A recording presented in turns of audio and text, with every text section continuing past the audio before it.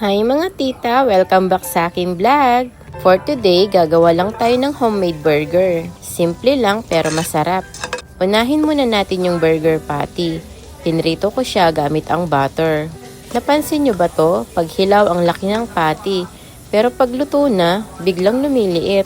Expectation versus reality talaga.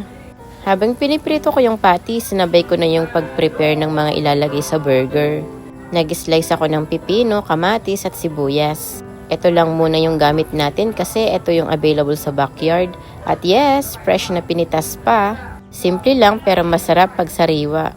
Ayan, luto na yung patty. Sunod naman, initin natin yung burger buns. Importante to ha, kasi mas masarap talaga pag medyo mainit yung buns. Assembly time na. Nilagyan ko muna ng ketchup yung buns, tapos yung patty. Sunod, pipino, sibuyas, kamatis, tapos cheese sa ibabaw.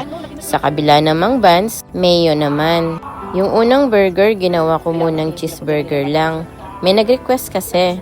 Tapos yung sunod, ginawa ko namang spicy burger para sa mahilig sa maanghang. Ayan na, tapos na tayo magluto. Isa-serve ko na to para sabay-sabay namin kainin habang nanonood ng Netflix. Simple food, simple bonding, pero sobrang sarap ng moment. Thank you for watching. Kung nagutom kayo, comment lang at see you sa next vlog.